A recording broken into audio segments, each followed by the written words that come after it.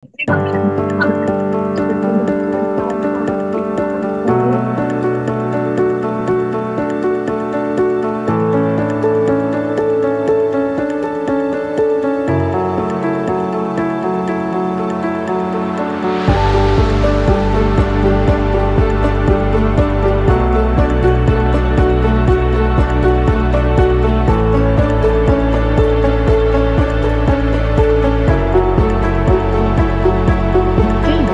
So, nakita niyo na po ba yung slide? Yes po, Doc. Okay, magandang gabi ulit sa lahat. Nag-pray na kayo. Tapos na, Doc. Now, ang ating topic tonight.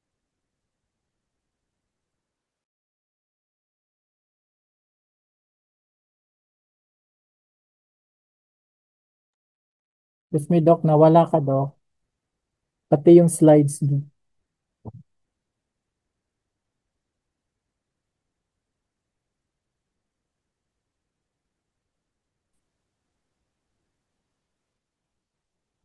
Hello? Meron na, Doc. Meron na, Doc.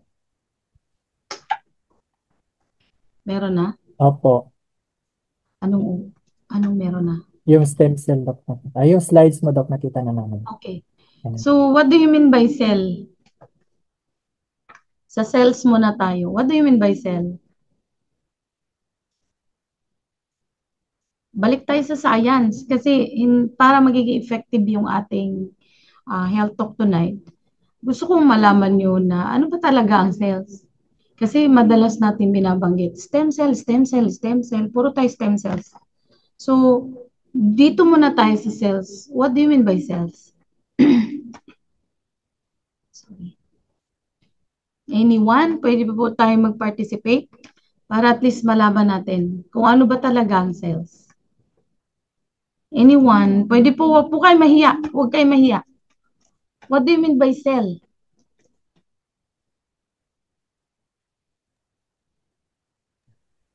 The mental unit of life, Doc. Cell Right? is line. Okay, cell is the fundamental structures of life. Line. Yes. So, ibig sabihin, wala pong buhay kung walang cells. Right? So, pag sinabing cell, buhay. This is the fundamental structures of life. For example,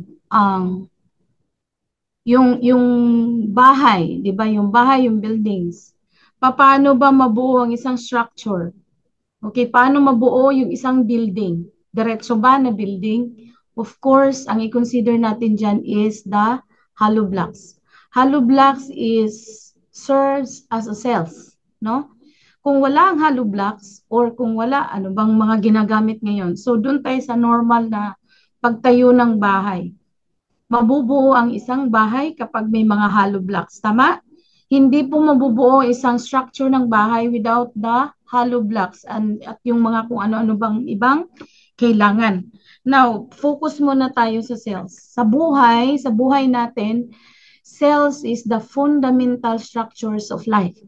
Pag sinabing fundamental structures of life, diyan po nag-uumpisa paano nabuo yung ating physical body at diyan po nagmumula ang buhay.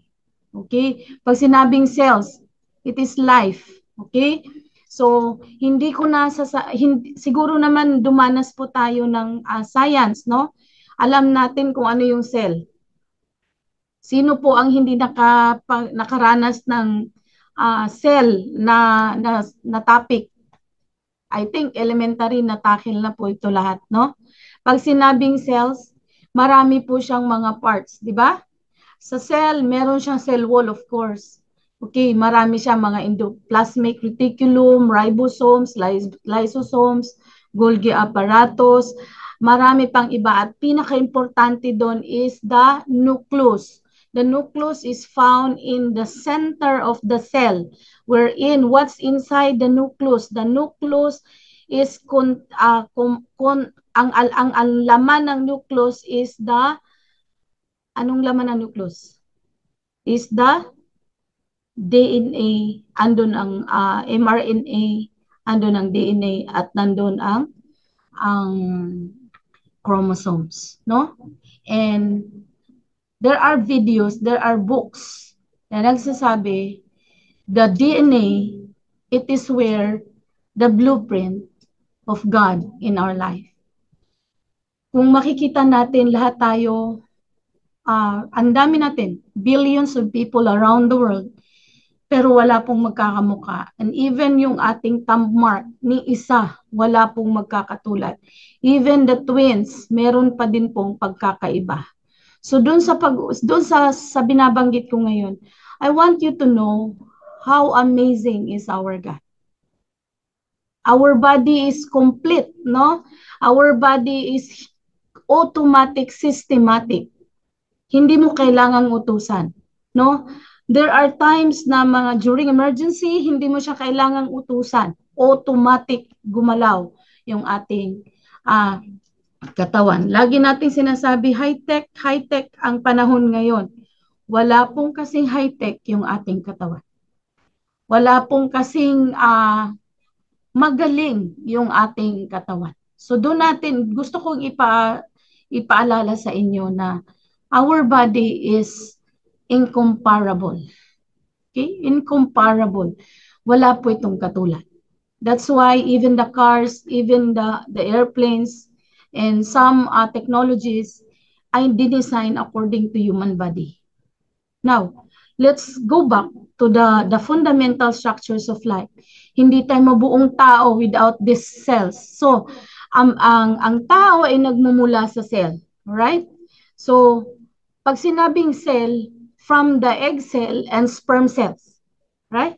So, doon tayo nagsisimula. From the egg cell of the mother and the sperm cells of father, unite together, no? So, mamaya, ipapakita ko sa inyo, doon po nabuo ang isang tao. From a single cell from the mother and sa father.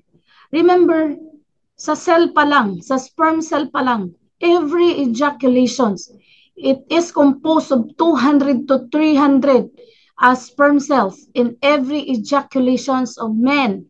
And then sa women, and then magbabind sila together in the reproductive system, especially in the ovary. Part of it is the ampulla, no?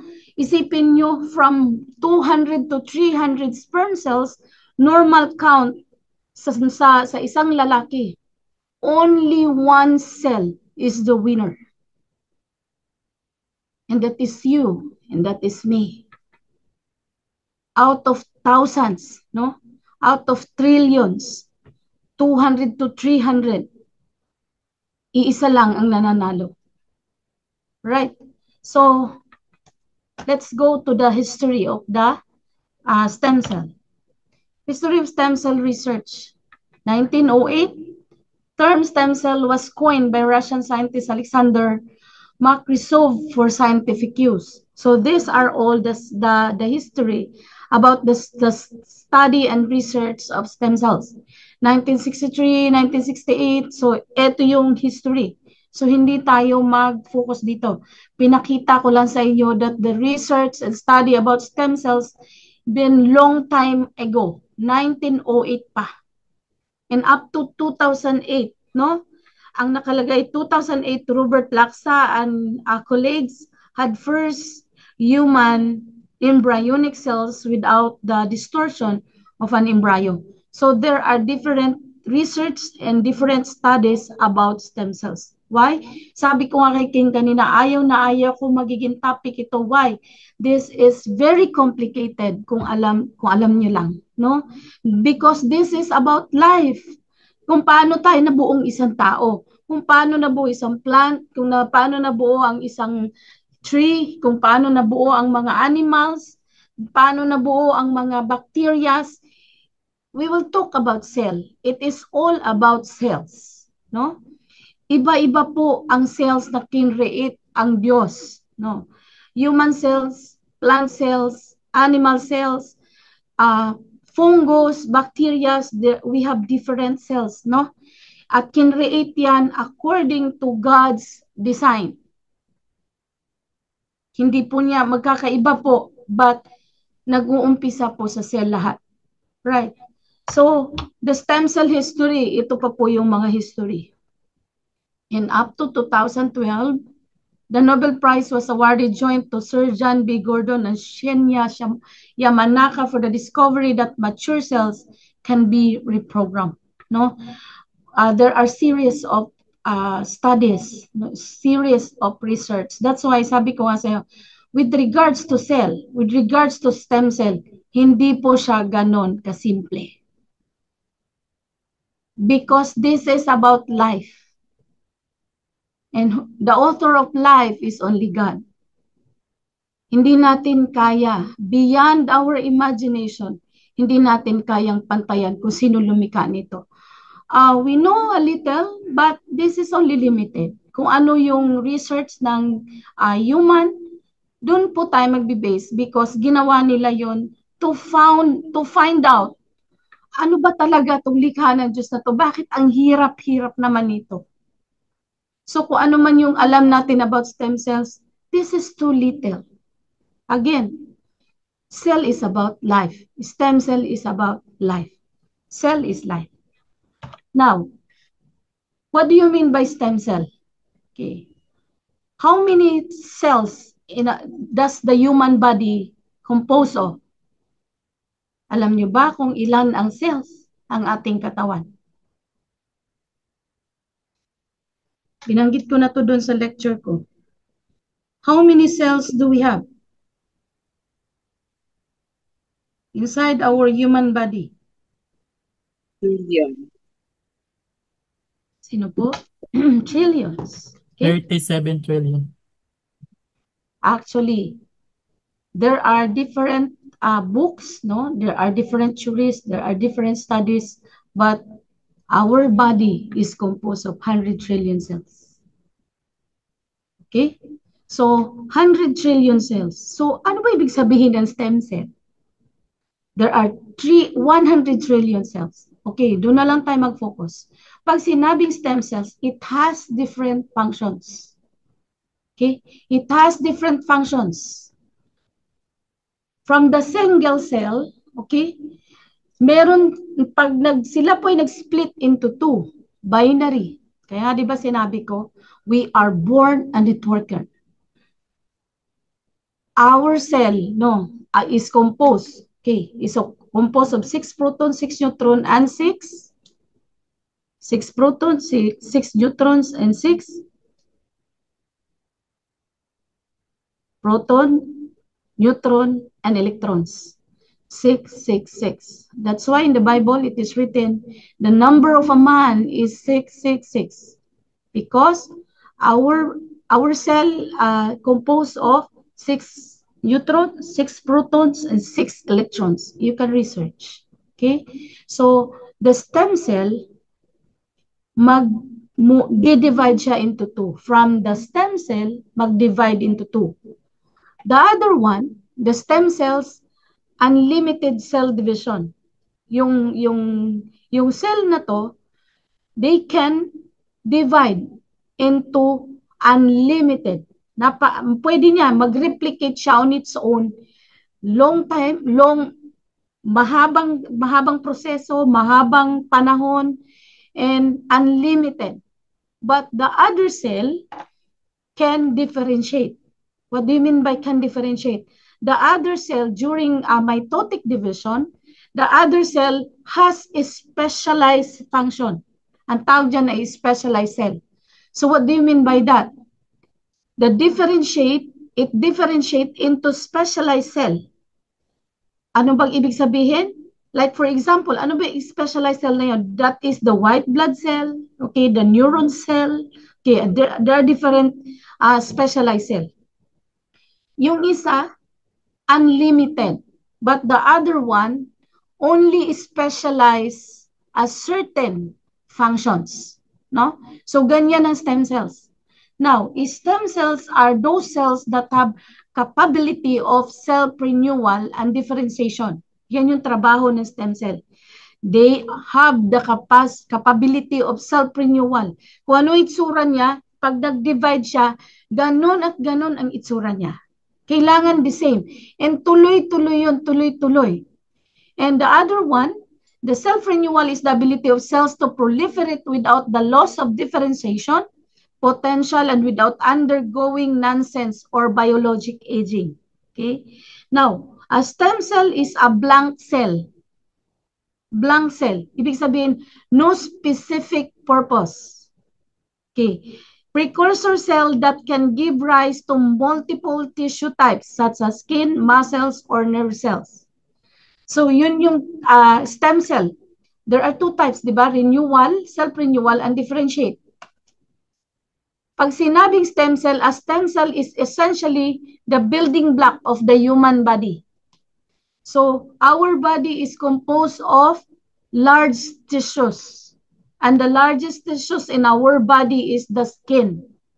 Lahat ng ating buong katawan natin is composed of large tissues. From the lahat ng mula ulo hanggang paa, this body is composed of tissues. And that tissues is composed of cells.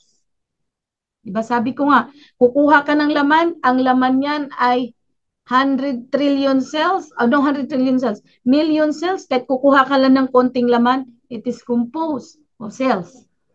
Now, so sa stem cell muna tayo mag-focus. Okay, what are the stem cells, features of stem cells? Stem cells are very unique cells. They are very unique. Stem cells have the amazing ability to develop into several distinct cell types in the body. Stem cells can be used as a repair system for the body.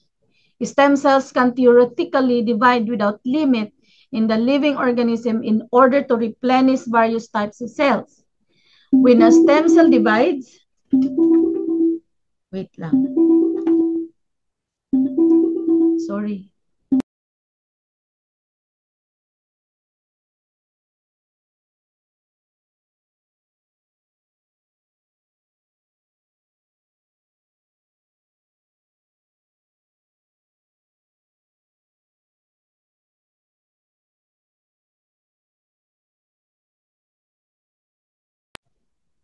When a stem cell divides, each new cell has the potential to either remain a stem cell or become another type of cell with a more specialized function. Example, muscle cell, red blood cell, and a brain cell. Okay? So, pinakita ko lang yung features ng ating stem cells. Now, the three unique properties of stem cells. Stem cells are capable of dividing and renewing themselves for a long periods. Non-stop yung kanyang pag-divide into mitotic division, binary. They are unspecialized and they can give rise to special cell types. Pag sinabing unspecialized, wala siyang certain functions, no? Wala siyang certain functions. Ang stem cell na to are unspecialized.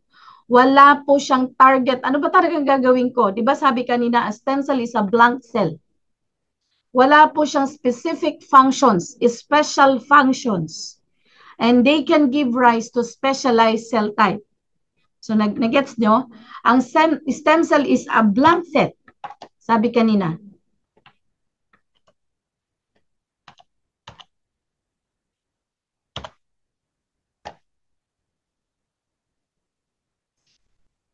Okay?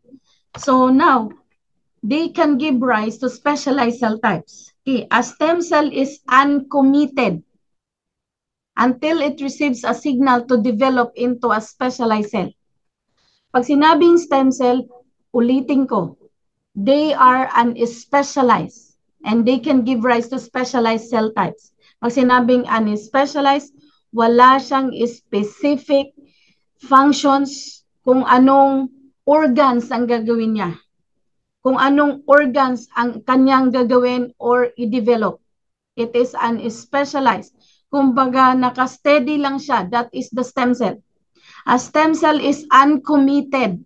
Di ba pag sinabing committed, ito yung gagawin ko ha, ako lang yung tagagawa niya na ako yan. So that is committed. But the stem cell is uncommitted until it receives a signal to develop a specialized cell. Steady lang siya, okay? Steady lang. Until merong magbigay ng signal na ito yung dapat gawin mo, saka lang siya kikilos. Gets nyo? That is the stem cells. The unique property of the stem cells. Diba sinabi ko sa inyo, ayoko tong topic na to, why?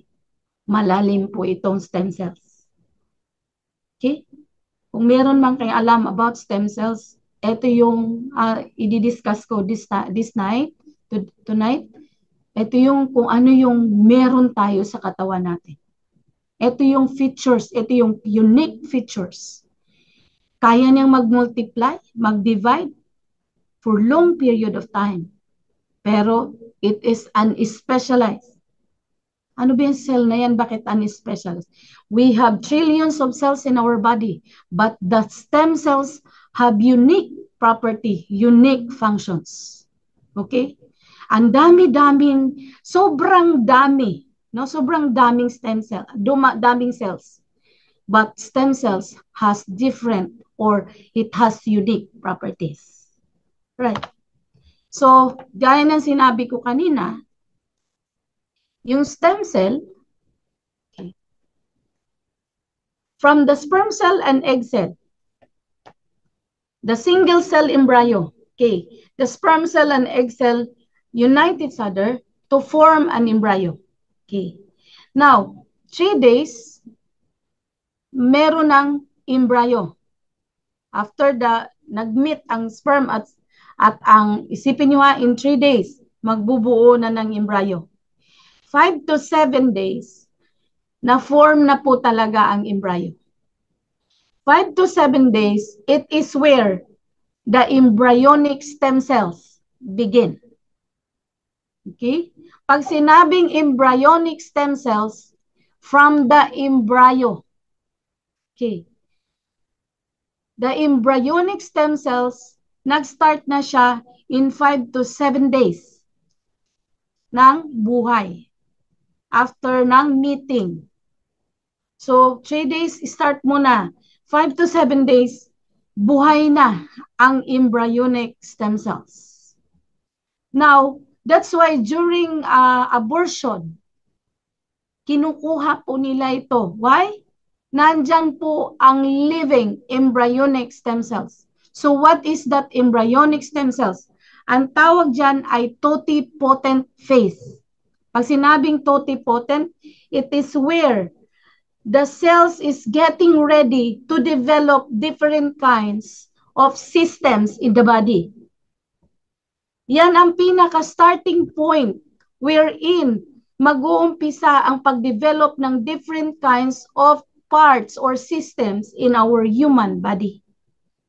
4 to 4 weeks of embryo, magtataka ka, meron ng mabuong heart. Okay? So, from the embryonic stem cells, the totipotent phase, okay, totipotent phase, ulitin ko pag sinabing totipotent, andyan na po ang pinaka-embryonic stem cells getting ready na para mag-form ng different parts and different systems of the human body. 6 weeks is embryo. Buo na po, 6 weeks embryo. Embryonic germ cells or primordial germ cells, ito yung pluripotent. Pag sinabing pluripotent, mamaya ko ipaliwanag sa inyo yan, okay? I hope na wag kayong ma-mislead because ito yung buhay talaga natin, paano tayo nabuo sa ating womb ng ating nanay, how life starts sa ating womb ng ating nanay. Okay? So, fetal tissue stem cells, pluripotent or multipotent. Pag sinabing pluripotent, diyan po magde-develop na ng iba't ibang system ang katawan ng isang tao. Okay? So, dahil sa pluripotent phase, okay, dito na mabubuo yung katawan ng tao. Then the cord blood cells, placental stem cells, ay yan po yung nagiging source sa baby at ng placenta. Diyan po nanggagaling yung respiration ng bata sa cord blood cells and placental stem cells, pluripotent and multipotent. And then the adult stem cells, okay. Tapos na tayo sa embryonic stem cells. Next is the adult stem cells. Pag sinabing adult stem cells, dito na, pag sinabing pluripotent, yan na yung gagawa ng paa, gagawa ng puso, gagawa ng intestine, gagawa ng brain, gagawa. Yan yung pluripotent phase. Pag sinabing adult stem cells, dyan na po yung gagawa na ng, pag sinabing adult stem cells, yung stem cell na yan, hindi na gagawa ng panibagong paa. Hindi na siya gagawa ng panibagong mata. Tapos na sa pluripotent. Okay? Sa multipotent, ang trabaho niyan ay yung ating dugo. Alright? So, ito yung phases. Paano ba nagsimula ang stem cell?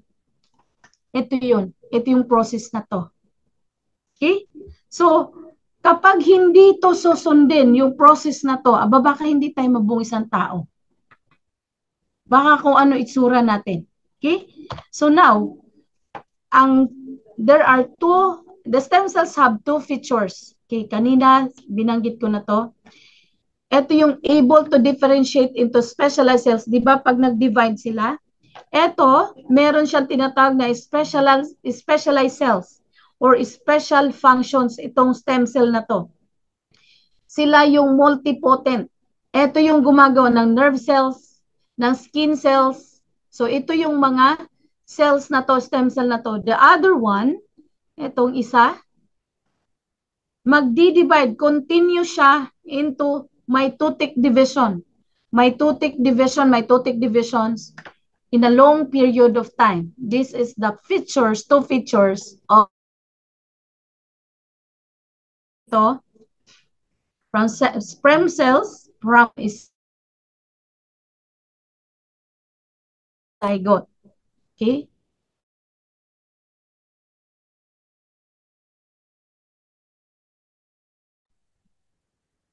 Until magbuo siya ng embryo. Okay? Ito yung process. Yung kung pluripotent na phase, the embryonic stem cell. Andito na po yung embryonic stem cell, 4 to 7 days. Diba? Nandito yung tinatawag na embryonic stem cells. Can differentiate into type of cells, pwedeng neuron cells, nerve cells, pwedeng skin cells, and pwedeng blood cells. Ito yung trabaho. Sa embryo, nandoon ang mga stem cells. Okay? Sa embryo, pag nabuo na yung embryo, naandun na yung stem cells. Okay. Then, differentiate into all other cells we need. That's why, mabubuo na po yung isang baby. But, sa other, yung isa naman, di ba yung isa, continuous. Continuous yung kanyang pag-divide and into a long period of time. Why? Ang trabaho niya, kailangan niya yung bone marrow, yung adult stem cell na, embryonic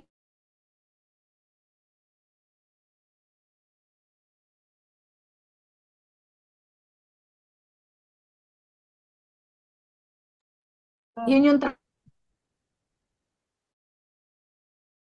gagawin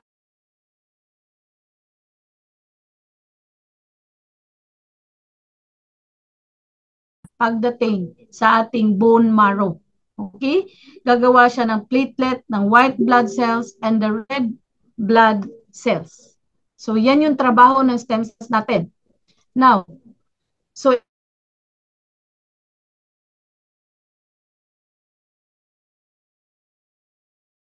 plus and just form the embryo. Sabi ko kanina, the embryo, nandun na po yung stem cells natin. Okay, pagdating sa multipotent, ang trabaho niya ay gagawa ng red blood cells sa ating bone marrow, the hematopoietic. Okay, the natural stem cells, mesenchymal stem cells, gagawa sila ng blood cells, ng nerve cells, and yung ating connective tissue or the epithelial cells. That's why tinatawag siyang multipotent because kapag ang bone marrow gagawa ng dugo, not only the red blood cells, but also the white blood cells. Kaya tinawag siyang multipotent. Okay? So, ito yung process ng stem cells. Ito yung trabaho, proseso. Okay. Sa totipotent, stem cells can differentiate into any type of cell. Totipotent stem cells can divide to produce a whole organism. Yun yung binanggit ko kanina na sa embryo, na ando na po lahat ang stem cell. Okay, sa pluripotent, gagawa po siya ng, hindi na siya gagawa ng bagong paa. Okay, ang gagawin niya, yung ating dugo. Okay, yung ating dugo, stem cells that differentiate into any type of cells. Stem cells cannot divide to produce a whole organism. Hindi na siya ulit gagawa ng panibagong organism, kundi yung ibang trabaho niya, the neurons, the skin cells, and the blood cells. Sa multipotent naman, yung ating bone marrow gumagawa ng different types of yung bloods natin, components of blood. So these are the process of the stem cells. Okay? Now, pinakita ko lang sa inyo yung totipotent. Okay. Cells from early, sa pluripotent, cells can form over 200 cell types. Okay? So, now, types of stem cells. What are the types of stem cells? Actually, ang dami pong types of stem cells. Pero dito tayo. Mag-focus na lang tayo dito. The embryonic stem cells, the adult stem cells, and the induced pluripotent stem cells. Okay? So, isa-isahin ko ito. Pag sinabing stem cells, saan ba sila nanggagaling? Where they came from? Ano yung source? Di ba sinabi ko kanina, nanggagaling tayo sa single cell ng parents, both parents, and then nagiging doon sa embryo, doon matatagpuan ang stem cells. Now, sources of stem cells from the embryo, ito yung mga sources of stem cells. Please, paki-remind yung mga bawat isa natin. Ang source lang po ng stem cells. Okay. Embryonic stem cells found in the blastocyst, okay, in the embryo. Fetal. Okay, fetal during abortion. Okay, fetal kasi andun yung embryo. Okay. Postnatal, sa postnatal, it's either pwede siyang kunin sa umbilical cord, sa placenta, or the amniotic fluid. Okay. Now, sa adult stem cell naman, adipose tissue, bone marrow, dental bulb, and menstrual blood. So, eto lang po ang tanging sources of stem cells. Please, paki-remind sarili nyo. Gusto mo ng stem cells? Ito po yung pinaka-source. Embryo, and the adult stem cell. Okay? So, may binanggit po bang iba? Wala. Kasi nga buhay po ang pinag-usapan natin. Embryonic stem cells, wherein doon po matatagpuan natin ang pinaka-stem cells natin sa katawan. Okay? The adult stem cells, so ito lang po ang mga sources para makakuha tayo ng tinatawag na stem cells. Ano nga yung stem cells? It is specialized. It is uncommitted types of cells, stem cells. So aside from this, anong tawag doon? Yung mga sinasabi natin na stem cell na iniinom natin. So, according to the research and study, these are the sources of stem cells. Aside from that, I don't know kung saan ang gagamit.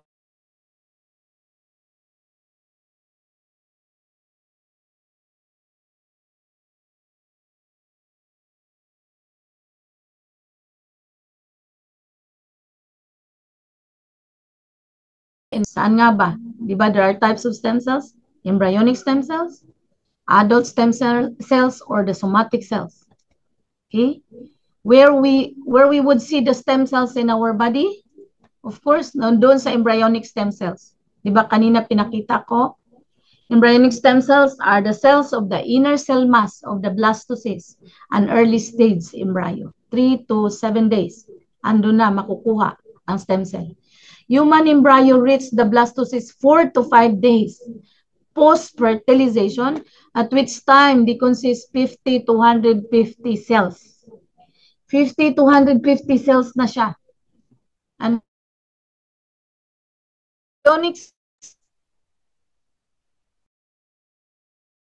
to all derivatives of the three primary germ layers, the ectoderm, the endoderm, and mesoderm, when necessary stimulations for specific cell type is obtained.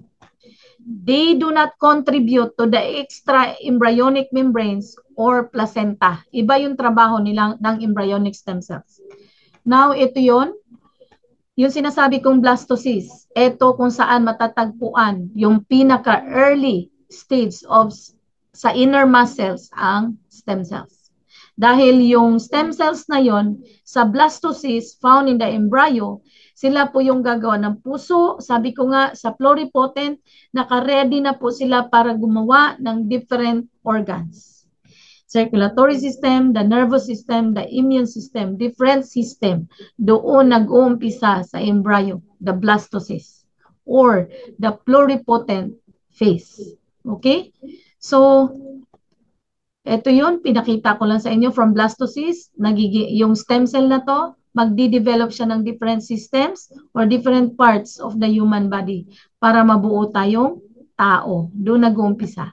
Now, from zygote, so pinakita ko lang ulit dito sa illustrations na to from the zygote, mitotic division, and then nagiging blastocyst, yung inner cell mass, it is where the stem cells can be formed. Nandun ang stem cells. At yung stem cells na to, pwede siyang gumawa ng 200 different cell types. Okay. Now, this is during embryonic phase. But there are types of stem cells, embryonic and somatic.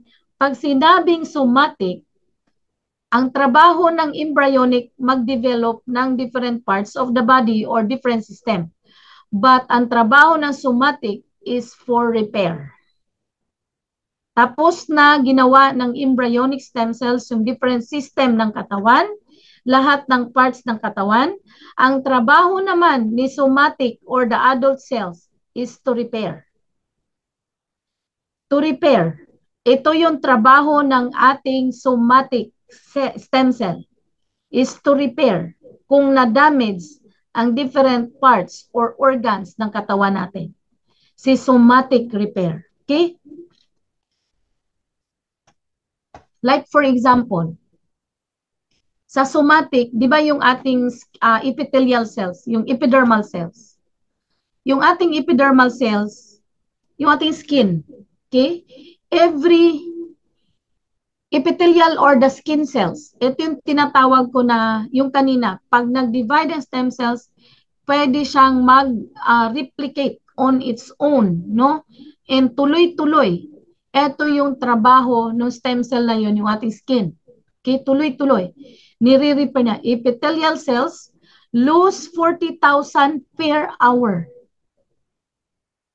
Imagine natin, every hour pala 40,000 ang nawawalang skin cells natin every hour.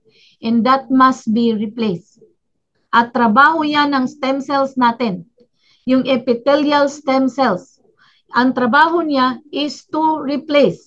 Yun yung trabaho. Di ba nagdi-differentiate yun? Dalawa, mitotic divisions. At yung stem cell na to, yan, yung mga itong kulay na to. Ito yung tinatawag na stem cells. Wala silang specific functions unless merong command. Oy, tika lang. Na-lose yung aking skin cells.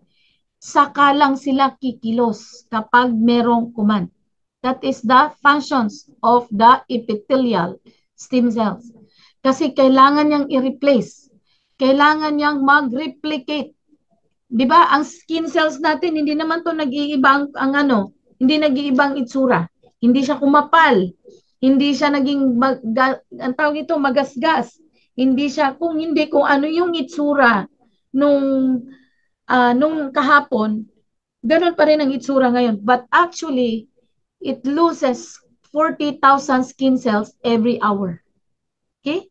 So, ibig sabihin, lagi niyang nire-repair. Kailangan niyang i-replace. Baka kung hindi i-replace ng ating epidermal or epithelial cells, baka kung ano ng itsura ng ating skin. Na kung ano-anong pinaglalagay natin dyan, lotion, kung ano nung laso nilagay natin pinahi dito, pampaputi ng mga gluta.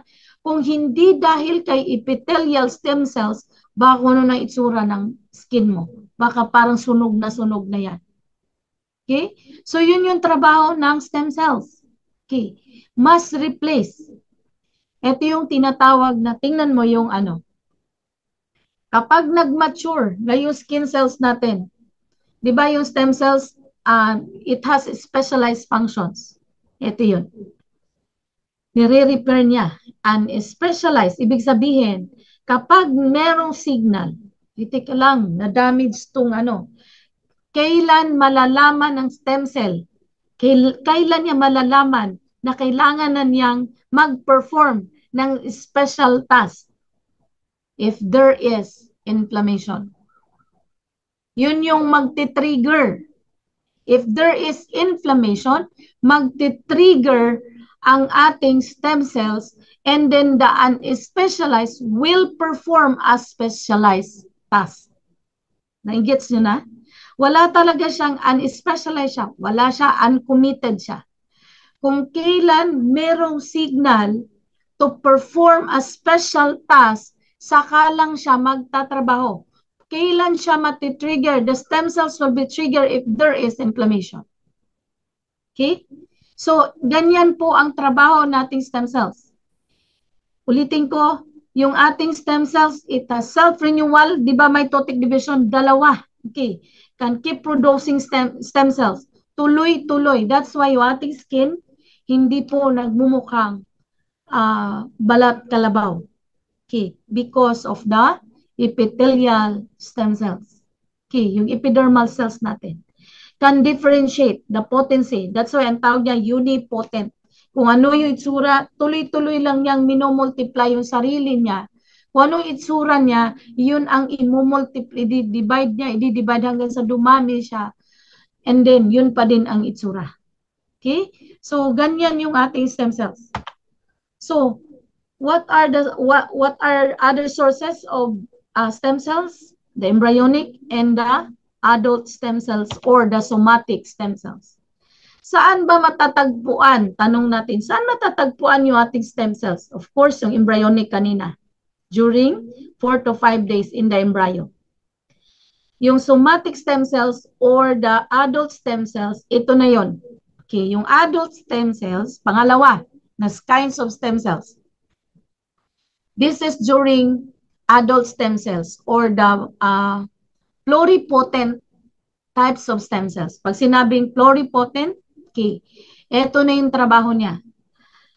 The adult stem cells, ang trabaho niya is the bone marrow, the liver. Diyan matatagpuan ang mga stem cells. Okay? Pag sinabing sa bone marrow, nandyan ang tinatawag na hematopoietic stem cells. Matatagpuan ang mga stem cells. Baka malito kayo. Saan matatagpuan ang stem cells? Nasa blood. Particularly in the bone marrow.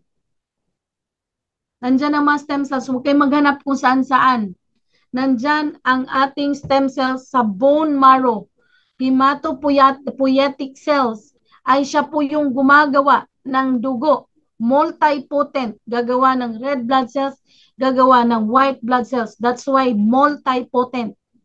And then the skeletal muscles.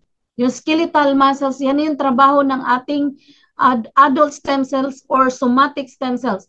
Kapag hindi na maayos ang connective tissue cells or the epidermal cells, si skeletal muscles, ang magtatrabaho niyan is the epithelial cells.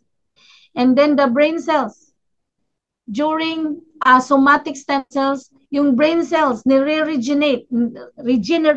Nasa ating brain matatagpuan stem cells na yan. Sa ating teeth, sa ating skin, sa ating heart, yung ating fibroblast or connective tissue, at sa ating mga liver, sa ating intestine. Naandyan ang mga stem cells. So pag sinabing stem cells, hindi mo hanapin kung saan. Embryonic, tapos na. Nagawa na niya lahat ng system, lahat ng parts ng katawan. Si somatic, ito naman yung kanyang mini-maintain. Yung ating different parts ng katawan, like, lalo na yung blood, especially the blood. Hindi pwedeng hindi siya mag-regenerate. Why? Baka hindi na tayo mabubuhay. Mamamatay tayo. Or hindi na po pag may problema na ang isang system ng katawan, hindi na tayo makaka-recover kung wala ang adult stem cells or ang ating somatic stem cells. Huwag kayong maghanap ng ibang stem cells. Built-in na po yan sa katawan natin. Paulit-ulit kong sinasabi yan sa inyo during my past lectures sa cancer cells. Huwag kayong maghanap ng ibang stem cells. Our stem cells is found in our body. Unang-una, embryonic, and number 2, ito. Sa skin, sa teeth, sa blood or the bone marrow, sa brain, sa muscles, sa liver, sa heart, sa ating intestine or the gut, naandyan ang mga stem cells. Okay? So kapag na-damage ang isang organ, like for example, yung ating brain cells, kapag na-damage yan, there is an inflammation. Automatic magti-trigger ang stem cells to perform a specialized task. Kaya siya uncommitted. Kumbaga, multifunction ang ating stem cells. Oops, may na-damage doon. Ipapadala siya ng dugo towards the damaged parts of the body. Matitrigger lang siya. Naandyan na siya. Magtatrabaho lang siya kapag merong problema or kailangan na ng repair because our skin, kailan? Nagre-repair siya every hour. Kailangan mag-replace kasi kailangan every hour 40,000 skin cells ang namamatay. That's why yan ang trabaho ng stem cells natin. Yung heart, yung liver, yan yung somatic stem cells. That is the adult stem cells. Kumbaga, sila na po yung maintenance phase. Maintenance phase or sila na yung nagre-regenerate. Sila yung nag-maintain na huwag ma-damage ng tuluyan. That is the adult stem cells or the somatic stem cells phase. Nagets nyo po ba? Huwag ka na maghanap ng kung ano-anong stem cells. Nasa katawan na natin.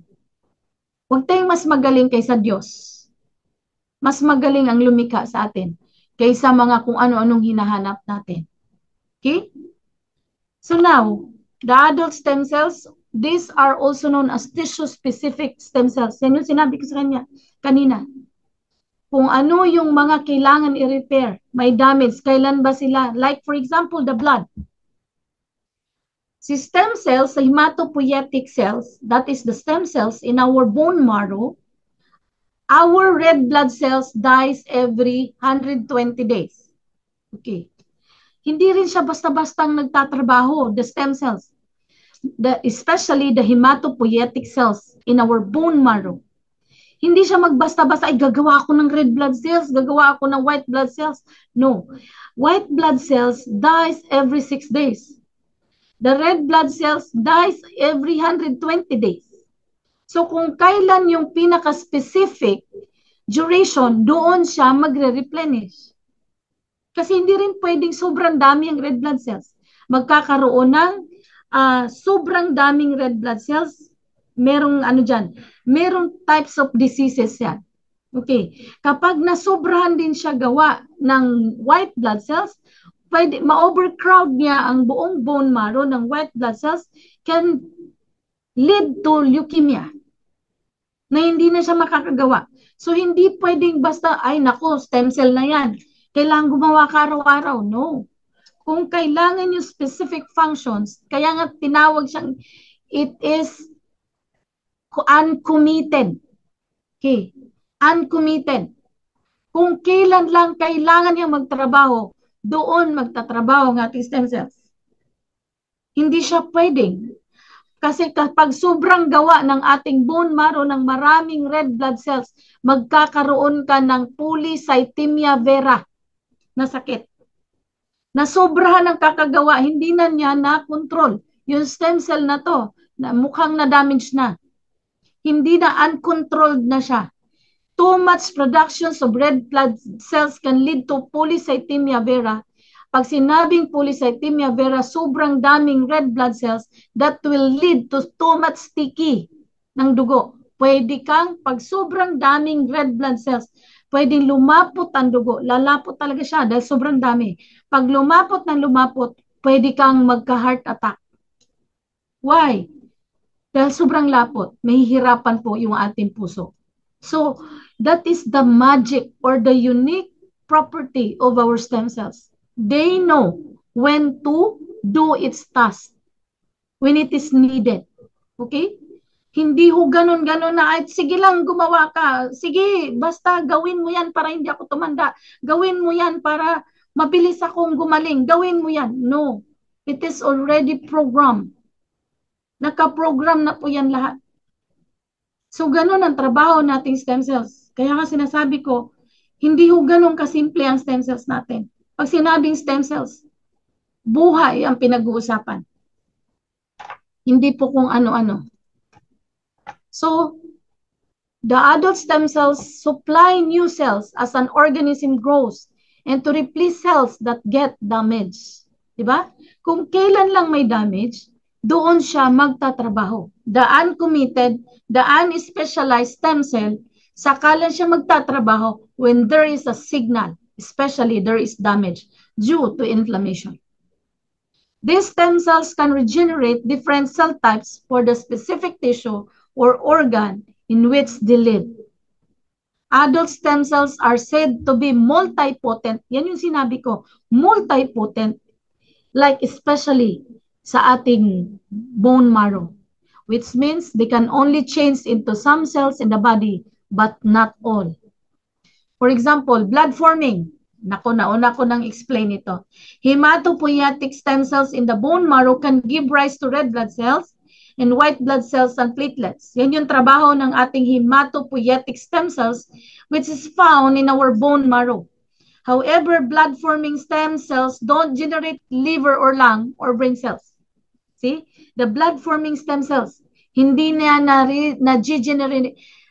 na-generate ang liver and lungs or the brain cells. Cannot. Okay? So, yun yung hindi magagawa ng ating hematopoietic. So, hematopoietic stem cells can be found in the umbilical cord in the bone marrow. Ano ang trabaho ng hematopoietic stem cells? Tagagawa ng different kinds of blood. The components of blood. That's why it is called multipotent. So, these are the stem cells, no, found in our body.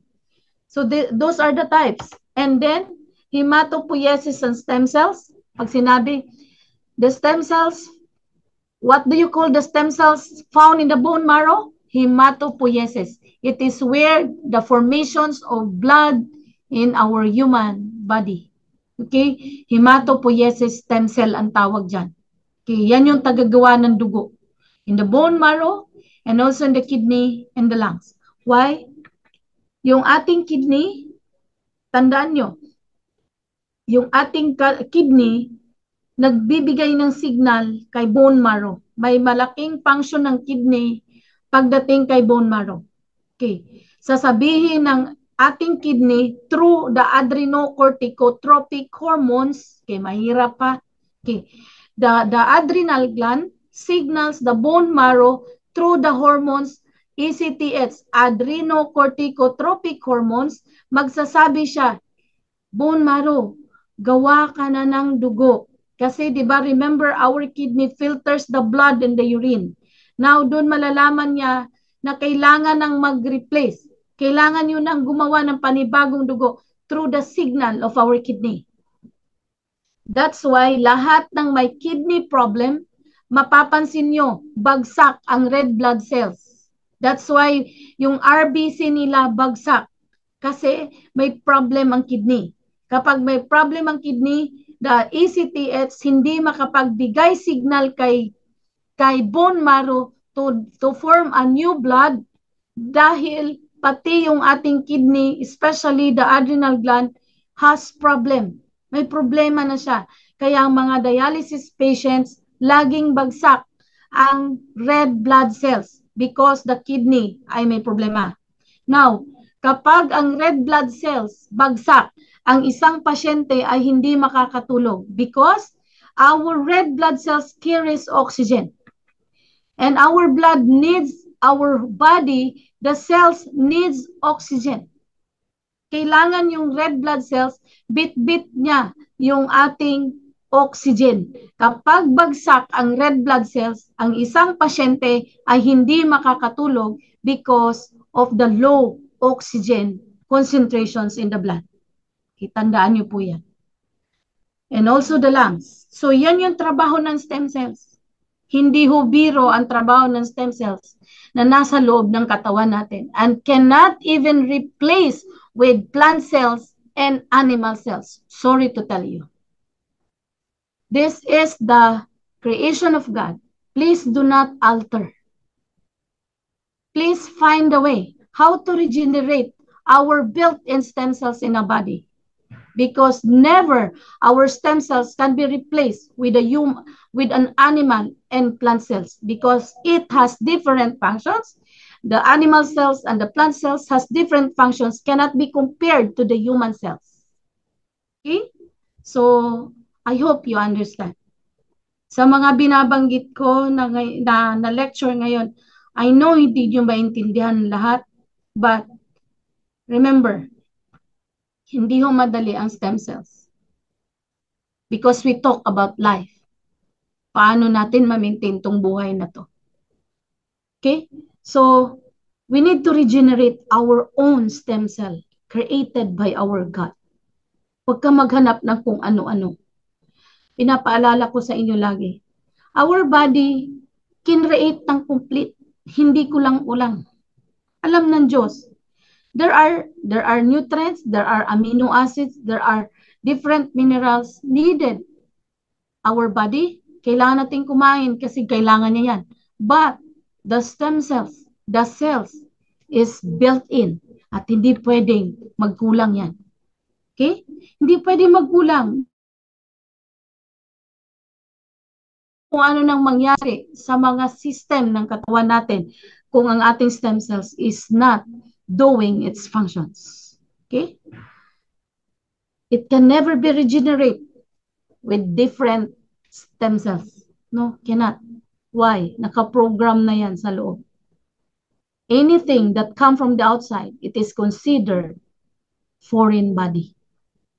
And remember, our body is equipped with immune system, a strong immune system. Anything introduced to our body is considered as foreign. Sisipain niya yan. Okay? Mamaya ipapaliwanag ko sa inyo. The mesenchymal or hematopoietic stem cells. Tapos na tayo sa types of embryonic stem cells. Number 2 is somatic stem cells. Number 3 is mesenchymal stem cells. Mesenchymal stem cells, there are two sources where we can find both mesenchymal and hematopoietic stem cells. Of course, pag sinabing hematopoietic stem cells, yan yung gumagawa ng blood. It is found in the umbilical cord and the bone marrow. Dalawa, the mesenchymal stem cells. It is also found in the umbilical cord or in the bone marrow. That umbilical cord, wala na po tayo niyan because it is already finished. Yung umbilical cord natin, naandun yun sa pluripotent types of stem cells. Pluripotent. Tapos na tayo sa umbilical cord. But, naandun yan sa ating katawan. Nananatili sa ating katawan. And also in the bone marrow. Pag sinabing mesenchymal stem cells, sila yung nagtatrabaho. Mesenchymal stem cells found in the fat cells and the bone marrow. Okay. Pag sinabing mesenchymal stem cells, na sila po yung stem cells para mag-develop ng fats. Sila yung stem cells ng pag-develop ng ating bone, regenerate ng bone. Sila yung stem cells na nag-aayos nating muscles, ng ating cartilage, ng ating nerves, ng ating tissues, yung laman. But the only thing the mesenchymal cells cannot perform is the blood. Cannot. But the mesenchymal stem cells can regulate the bone marrow para yung bone marrow makapag-produce ng blood. So this mesenchymal stem cells, yan ang trabaho niya lahat. Siya ang mag-maintain ng mga yan binanggit ko. The veins, the arteries, and all cell types. That is the functions of mesenchymal stem cells. Siyang nakatuka dyan, si mesenchymal stem cells. Oops, trabaho ko yan. Mag-maintain. O yung fats mo kulang. Para saan ang fats? Kailangan natin ng fats para sa heat. Ang fats ang nagbibigay ng heat and also energy. Kaya tingnan mo yung mga payat. Laging ginawin kasi walang heat sa katawan. Our body, our systems, our organs needs heat. That's why kailangan natin ng fats. Kasi it protects every organ. Pero dapat huwag sobra. Visceral fats na ang mangyari doon. Yung mesenchymal stem cells, siya po yung nagre-repair kapag may damaged bone. Yung muscles, nagkaroon ng atrophy. Si mesenchymal stem cells, naandyan yung siya nagre-repair ng mga cartilage. Ano yung mga cartilage? Ilong. Ito. And then parts sa ating mga joints. Si mesenchymal stem cells ang kailangan nating i-trigger kapag may problema tayo sa nerves.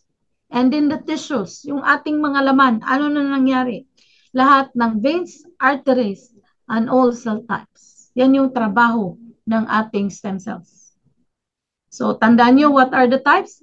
Embryonic stem cells, somatic or adult stem cells. Number 3 is mesenchymal stem cells. They have different functions. And that stem cells is uncommitted. Kailan lang siya magtatrabaho to perform a specialized functions if it is needed repair. Okay? So, yun yung ating stem cells. Now, the mesenchymal stem cells, ito yung iba pang functions niya.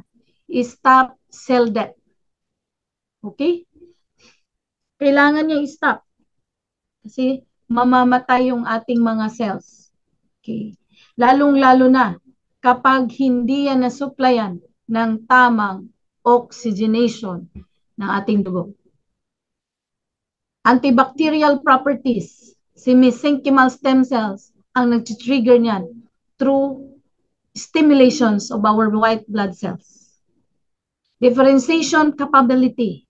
Okay. Pag sinabing differentiations, gumawa siya ng gumawa para ma-repair yung mga veins, yung mga nerves, yung mga damaged organs. Differentiation capability.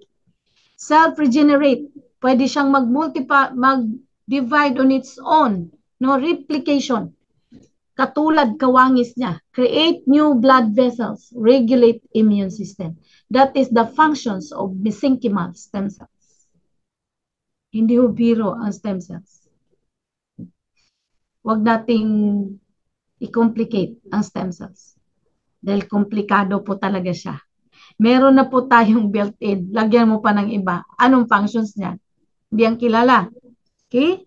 So now, meron tinatawag na induced pluripotent stem cells. Pag sinabing induced pluripotent stem cells, derived from adult cells in 2007, very recent discovery, can be grown indefinitely in culture in undifferentiated state. Similar properties to embryonic stem cells, as can be differentiated into many different tissue types, the pluripotent can create stem cells directly from a patient for research. Actually, ito yung ginagawa ngayon. The induced iPSC na tinatawag. Induced pluripotent stem cells. Like yung napanood ko kanina. Yung mother is a doctor, no? Ano siya, specialized in biology? No. Yung anak niya, during bata pa kasi, yung stem cells natin sa katawan ay madami pa. Tama? During pluripotent. Yung during pluripotent, kumuha na yung mother niya at diniposit sa bank. May bank po na stem cells. Okay. Kinuha siya in preparation galing sa sarili niyang stem cells, nilagay sa bank kung saan pwede niyong itago para sa future. Kapag na-damage yung system mo, i-introduce lang yan, i-induce lang yan to form a new organs. So yan yung ginagawa ng mga mayayaman sa Pilipinas. Induced pluripotent stem cells ang tawag doon. Nanggagaling or kung hindi man galing sa sarili mo, dahil matanda ka na, saka mo lang nalaman tong stem cells na to, kukuha sila ng source from the bank ng stem cells. May bank na po ngayon. Pwede kayong magano doon, mag-invest doon para yung stem cells na yan ay para sa iyo if in case gusto mong yung damaged organ mo mag-regenerate in the future na kailangan mong i-repair ang katawan mo, yung damaged organ mo. So yung tinatawag na induced pluripotent stem cells. Di ba sa pluripotent stem cells, yun na yung gumagawa na ng mga different types. So minimaintain na niya yung mga systems in the body. That is the induced pluripotent. Yan yung mga ginagawa ng mayayaman. Kukuha ng embryonic stem cells. Saan nga nagaling ang embryonic? From the embryo. Placenta. Pinakita ko kanina. Napakamahal po nun. It costs millions because it is the real stem cells. Okay, galing sa human cells. Stem cells. So, ito yung proseso. Pluripotent, induced pluripotent stem cells. Ito yun. Stem cells are taken with blood. Ito yung paulit-ulit kong sinasabi. Ang stem cells ay galing sa dugo. Hindi galing kung saan-saan. Stem cells are taken with bone marrow. Patient in chemotherapy or radiation therapy. Okay? Infuse stem cells into patient. Okay? There are therapies na ganito na po ang ginagawa. Okay? So, it is, pag sinabing stem cells, it is taken with blood. The stem cells are taken with the bone marrow. Hindi po kung saan-saan. Ito yung totoong stem cell. Taken from the human body with blood. Kasi buhay po ang cell. The cell needs blood. Okay? Oxygenated blood. Infused into the patient. The stem cells taken, okay, infused into the patient. But stem cells are separated out and incubated with antibodies. Okay, may mga proseso pa yan na matagal. And then, stem cells that bind with antibodies are selected. Reduce volume with fluid with stem cells. Cryopreserved stem cells. Ito yung sinasabing the cryopreserved. Thaw stem cells and dilute stem cells. And then, alam nyo ba ang proseso pagdating sa stem cells? Yung body na yan, kailangan i-immunosuppress, ibabagsak ang immune system. Kasi para pag-infuse, yung iPSC, pag-induce ng stem cells from embryo or the pluripotent stem cells, pag-induce sa katawan, hindi aatakihin ng immune system mo. Pababagsakin ang immune system mo para makapasok siya or else atakihin yan, useless. Million pa naman ang mahalaga niya. Infuses stem cells into patient. Million ang halaga. And then, marami pa pong proseso yan. Hindi ho yan basta-bastang iniinom mong capsule. Yan po ay kailangan with blood. So yan yung stem cells na tinatawag natin. I-immunosuppress yung isang pasyente para hindi atakihin, para hindi masayang. And then meron tayong introductory phase. And then meron po yung mga process. There are different phases kung kailan siya pag nakilala na siya sa katawan. That's why kaya lang hindi ho yan madali yung proseso niyan. It really takes time. It has different sessions. Okay, hindi yan one time. Long time ang pag-introduce niyan. para mag-regenerate. Ang inintroduce yan ay embryonic. That's why batang stem cell. That's why pluripotent on the second phase of the cycle ng stem cell. Hindi pwedeng kuhanan yung matanda. Okay? Hindi pwedeng kuhanan. Why? Once we age, kumukunti po yung stem cell natin sa katawan. That's why, pag nagkasakit tayo, mahirap po ang pag-regenerate. Matagal ang pagaling. Okay? Matagal ang pagaling. Why? Ang stem cell po, ang nag-generate ng repair. So, I hope you understand. Hindi ho ganun kadali ang stem cell. So, how the stem cell initiate? Okay, paano siya matrigger? Okay, like tulad dito, multipotent stem cells, committed stem cells become differentiated. How does the stem cell decide? Kung kailan siya ma-activate?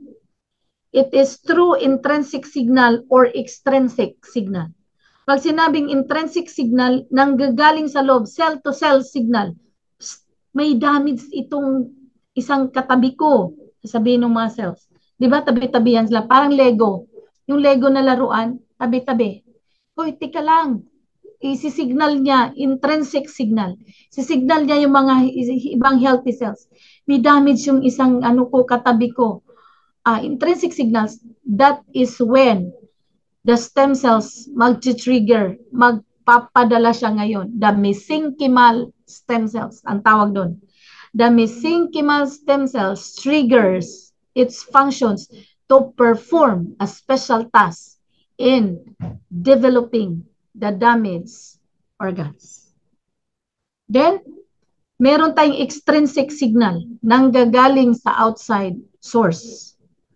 Anong klaseng outside source? Extrinsic signals, like for example, mainit.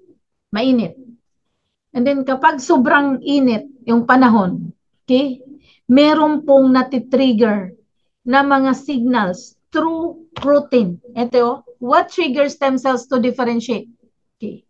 There is a certain proteins keeping cell undifferentiated. Like for example, the extrinsic signal. Okay. There is a certain proteins, yung proteins na yan, found in our blood, no? It is found in our blood or it is found in the bone marrow. Siya yung magti-trigger. That proteins send signals to the bone marrow and the adrenal gland para si hematopoietic mag-produce ng specialized. The stem cell, hematopoietic stem cells, mag-produce ng gumawa siya ng specialized task para magbuo ng panibagong red blood cells. Okay? Extrinsic. Now, so ganyan yung ating stem cells. We need a protein. We need an activator para ma-maintain yung ating functions or yung ating organs hindi ma-damage. Okay? So we need a certain proteins to regenerate or to activate the stem cells to perform its special task para mag-repair or mag-regenerate sa organ na yan. Now, so ito yung sinasabi ko, soluble signals, secreted proteins from surrounding cells that influence stem cell states. Ito yung sinasabi ko, cell to cell, nag-uusap yan sila. Di ba ang cells, they communicate to each other. But the cancer cells, they don't communicate. That's why magpo-proliferate ng madami. So these stem cells need a signal to perform its task. Sabi nung mga cell to cell, nag-uusap yung mga yan. So every time na nag-uusap ang mga cell na yan, it is where the stem cells ipapadala ng ating dugo through our blood. Magta-travel yung mesenchymal cells para i-rescue yung mga cells na na-damage. So yan yung trabaho. Types of soluble signals influencing stem cells fate. Okay. Tingnan nyo. Ito yung sinasabi ko, autocrine, paracrine, endocrine. See? Kapag may problema cell to cell, nag-uusap sila, oops, may problema to, na-damage na to, na-damage na ako. Then, the endocrine, through the hormones, okay, ipapadala yung signal through the proteins, okay, ipapadala cell to cell, magpapadala ng signal, and then, sasabihin ng brain, oh, mag-release ka, endocrine glands. Kunyari, si ACTH, adrenocorticotropic, adrenal gland, mag-release ka ng certain hormones to trigger the functions of hematopoietic stem cells, okay, para gumawa siya ng panibagong red blood cells through the blood, magta-travel. Si endocrine, because of the hormones. So, ganyan po ang trabaho. Now, for example, ito yung potential uses, the miracle uses of stem cells in your body. Okay. Kapag na-maintain natin, nagiging healthy, or hindi natin sinira yung ating mga stem cells in the body. Okay. There are different factors na masisira yung ating stem cells. Of course, lifestyle. Okay. Dirty blood. Kasi kailangan ng cells ang rich oxygen-rich blood. Vices natin, sa food natin, and then lack of sleep. Then, ano pa ba yung mga factors kung saan yung ating stem cells manghihina sila? Because of lack of sleep and then sedentary lifestyle. Ayaw mo mag-exercise, ayaw mo, sedentary lifestyle. Those are the factors wherein our stem cells cannot perform its specialized task. No? They cannot perform its task because of food intake, dirty blood, lifestyle, okay, and then sedentary lifestyle, and lack of sleep, number 1. Okay? So, kapag gusto mo na palaging healthy ang ating stem cells, of course, remember, cells need blood. Diba, sinabi ko kanina, the cells need blood, oxygenated blood. Ang kagandahan sa ating red pine, it clean up our dirty blood. Sa red pine, ang trabaho, i-clean up yung ating dirty blood. Yung ating dirty system in our body. Yun ang trabaho nating red pine. To cleanse, to detox, and to nutrient assimilations. Because cells need nutrients. Kumakain po sila. So, what is the potential use of stem cells? Of course, kapag ang healthy yung ating stem cells sa katawan, pag na-damage yung isang organs because of those factors I have mentioned, mabilis silang mag-rescue to perform its task. Yung stem cells na yan, especially the mesenchymal stem cells, ang dami niyang trabaho, di ba? Yung mesenchymal stem cells, yun yung trabaho niya mag-repair ng nerve, mag-repair ng kung ano, ng fat, ng muscles, ng kung ano-ano. Yun yung si mesenchymal stem cells. Yun yung kanyang function, yung binanggit ko kanina. Now, dirty blood, mahirapan yung ating stem cells. Why? Dirty blood is very low oxygen. We need a clean blood, rich oxygen blood in our body. Dahil ang cells, humihinga. Merong cell respiration through the oxygen from our red blood cells. Na paano hinga yung ating cells kung ang dugo natin napakarumi. And then, kapag maayos yan, healthy blood, maayos ang ating nutritions, okay? Maayos yung ating mga essential amino acids, okay? Maayos yung ating mga omega na need ng ating katawan to protect yung ating mga organs. Magkakasakit ba tayo? Mari-reverse ang mga damaged organs. Why? Mari-reverse yung mga damaged cells because of the stem cell. Mesenchymal stem cells ang magre-repair niya. That's why, okay, the relevant techniques, ito yung sinabi ko kanina, how it works. Nabanggit ko na to kanina. Kung paano magtrabaho ang stem cell sa ating katawan. So ito yun. Taken from umbilical cord, unfrozen. The cord is full of the most potent stem cells known as the body's master cells. Ito yung totoong stem cells, ha? In the future, new tissue or bones could be grown and treat illness like heart disease and dementia. So these are the process, okay?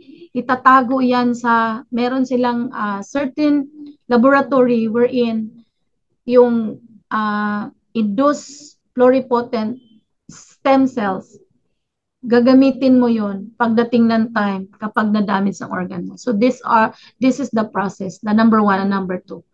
As it is taken, remember, the stem cells is taken from the blood, taken from the bone marrow. So yun ang mga types of stem cells, umbilical cord or the pluripotent. Okay, so these are the process. Now, I would like to introduce our C. buckthorn. Okay. C. buckthorn has studied about how the four types, okay, the totipotent, the pluripotent, the multipotent, in those types of stem cells, it has study that proves our built-in stem cells can be reactivated, ma-maintain yung ating stem cells, yung health ng ating stem cells through this product. Okay, because C. buckthorn has studied to activate the four types of built-in stem cells in our body. Okay, so those are, ito po yun, ipapakita ko sa inyo to. Okay, one of the ingredients that we didn't tell you was going to be in this was the C. buckthorn fruit extract, or Scientox. And this has been clinically documented, and the inclusion of this ingredient helps to provide a good source of antioxidants, but more importantly, the use of this allows us, just this one ingredient, allows us to make the claim that when combined X39, we can activate and mobilize stem cells. See? So, narinig niyo po ba? It is a doctor na nagbibigay ng seminars about how the C. buckthorns activate our built-in stem cells in our body. And it was documented, no? Hindi po yung C. buckthorn ang nagpe-perform as stem cell. No. Merong X39 or the component cyanox or the flavonoids component of our C. buckthorn that activates the functions of our built-in stem cells. Okay? Huwag niyong lituhin yung sarili niyo. The C. buckthorn will not act as a stem cells, but to stimulate the functions of our own built-in stem cells. Okay? It was documented. Okay? So next is the study about stem cells.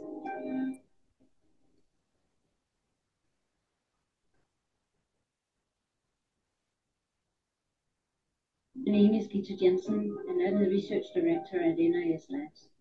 We specialize in research on natural products and their effects on the body. This involves research on natural methods to support the regenerative functions of our stem cells. We found that an extract from C. buckthorn effects on stem cell organization. C. buckthorn is a thorny shrub that grows naturally at very high altitudes in Tibet. The medicinal properties were recorded in Chinese scripts over 1,500 years ago. The multitude of health effects associated with the berries also includes reparative functions. Therefore, based on our experience with medicinal plants, we looked for effects on stem cells as a unifying mechanism. Stem cells are responsible for repair of trauma and injury, as well as general maintenance and rejuvenation of organs and tissue. Stem cells need to travel through the whole body to look for tissues that are in need of repair. We worked with an extract from C. buckthorn berry, rich in the complex anti-inflammatory flavonoids called proanthocyanidins. Yan yung We sinasabi tested ko. its effect on the numbers of stem cells in the blood circulation. We conducted a randomized double-blind crossover trial in 12 healthy people. The study was placebo-controlled to account for each person's normal circadian rhythm. Blood samples were taken immediately before consuming either placebo or 500 milligrams of the berry extract. And 2 more blood samples were taken at 1 and 2 hours. The blood was used for immunophenotyping and flow cytometry to quantify the numbers of different types of stem cells. We observed mobilization of several types of stem cells. Yeah. On the next 3 graphs, the changes seen after consuming the berry extract are shown in solid lines, and the changes seen after consuming placebo are shown by dashed lines. To the left, you see the changes in numbers of progenitor stem cells. where a highly Pluripotent stem significant cells. increase occurred within 2 hours after consumption. And to the right, you see minor changes for the complementary pluripotential stem cell type. Here you see results for endothelial stem cells, where a statistically significant increase in numbers occurred within 1 hour after consumption and remaining significant at 2 hours. Here you see results for mesenchymal lymphocytoid cells, where an increase in numbers occurred within 2 hours after consumption, reaching a statistical trend. When we took into account that different people may respond at lahat different yung stem speeds, cells. we observed significant effects on mobilization of all 4 types of stem cells. Wow. We conclude that consumption of sea buckthorn extract resulted in mobilization of stem cells involved in reparative and regenerative functions. This data may contribute to the growing understanding of the traditional uses of sea buckthorn for preventive health, regenerative health, and postponing the aging process. So lahat ng binanggit kong types. Now it is my great delight to introduce to you Dr. Petra Larmo, PhD. Petra has her doctorate in food chemistry from the University of Turku. She's joining us all the way from Finland today. She wrote her doctoral thesis on the health benefits of sea buckthorn berries and oil. There's many published papers on this topic. Yes, dry eye is a disease of ear and the ocular surface. And the main features are the increased osmolarity, so the increased concentration of the tear film. And the tear film is the film that covers and protects the ocular surface. And another central feature in dry eye syndrome is the inflammation of the ocular surface. And the high osmolarity and the inflammation, they cause symptoms like soreness of eyes, foreign body sensation, dryness, sleepiness, burning, redness. And the condition is more common in women and also in older people, but of course also younger people suffer from it. For example, people who wear contact lenses, or who have gone to laser surgery of eyes, and external factors. So when we talk about dry eye, in order to try to make it simpler, so would it be correct? Alright, i-ano ko na lang to ha. This is a study. Damages the salivary glands, the lacrimal glands, because of dry eye, going, oil. Okay. There were many exactly the same. Right. So, ini-stop ko na siya. So, kung mapanood, pwede ko yung, I think nasa group chat natin to, panoorin nyo ng buo. So, kung mapapansin nyo, lahat ng binanggit ko dito na types ng stem cells in our body. Okay? And protect. Dr. Petra Larmo Occurred within 1 hour after consumption of sequel trends. See the result of stem cells consumption, where a highly sync lines and the changes count that different people may respond at. So kung mapapansin nyo yung ating binanggit kanina na topic, yung progenitor, ito yung phases or types of stem cells, no? These are the stem cells in our body. Okay? Pluripotent stem cells, endothelial stem cells, mesenchymal stem cells, di ba binanggit ko yan? And then yung totipotent or progenitor stem cells, yan yung totipotent, okay? Those are the stem cells built in our body. At ulit, gusto kong ipaunawa sa inyo that sea buckthorn will not act as a stem cells, but ang trabaho niya yung 4 na to na stem cells that will perform special tasks in our body, yan po ang kanyang i-stimulate. That's why the red pine together with the sea buckthorn, mabilis po. Kailangan ng ating cell ang malinis na dugo, which is the red pine can perform in cleaning our blood through detoxification and cleansing and nutrient assimilations. Si red pine at saka sea buckthorn mag-meet on the stages of healing number 3.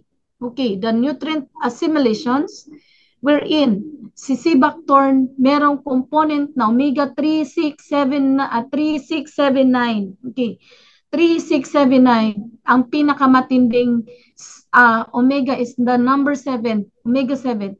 Ang dami pong mape-perform ng omega 7, especially doon sa mga nerve stimulations kasi andito, mesenchymal stem cells is the one who stimulate the nerve cells natin, mesenchymal. So those are the built-in stem cells in our body at wala na pong iba. Dapat itong 4 na to ay kailangan maayos sa ating katawan para mabilis ang pagaling at hindi tayo tumatanda because of the endothelial stem cells. Nagulat po ako, after ko ginawa ito, last na po ito, nagulat ako nung pinanood ko to, kung ano yung lecture ko, nandito sa clinical study ng ating sea buckthorn. So, ang galing niya mag-maintain ng health ng ating built-in stem cells. Okay? So, ako po ay nagpapasalamat na sa ating produkto. Unang-una kay God, sobrang thankful ako. Why? Dahil hindi po namin akalain na makarating ang red pine sa Pilipinas at makuha din po natin ang sea buckthorn sa Mongolia. And number 1 na pinapasalamatan ko ang Diyos. Why? He knows our heart. Wala po kaming ibang hinahangad. Is to see somebody na ma-alleviate yung sufferings ng disease. Okay? But remember, during the detoxification and cleansing, we must undergo the healing process or the Herxheimer's reactions. Wala pong comfort na pinapromise, okay? But we need to submit the process towards healing. Okay?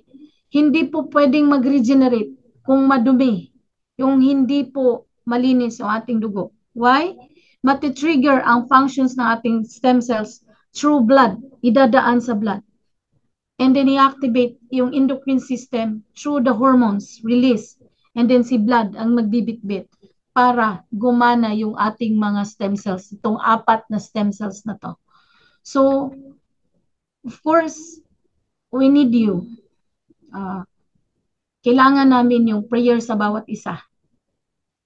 This product is created from the natural source na ginawa ng Diyos.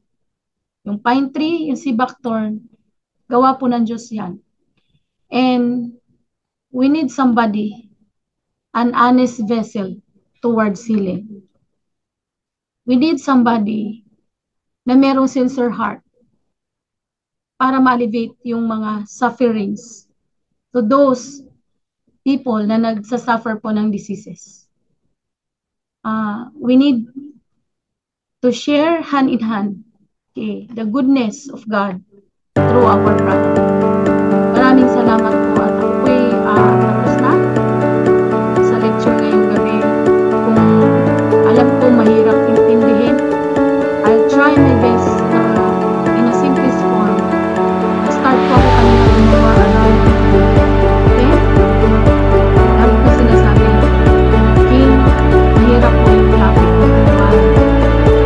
Malalim pa po ito. Napakababaw lang po yung ginawa ko para maintindihan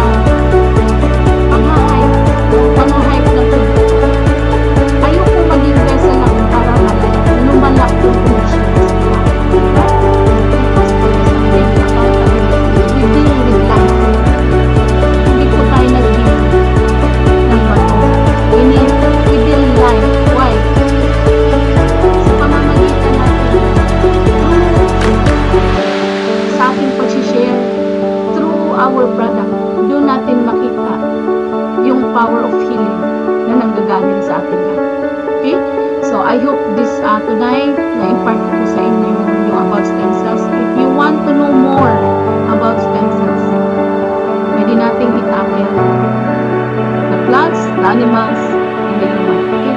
Eukaryotic and prokaryotic. We will discuss on the other sessions of the class.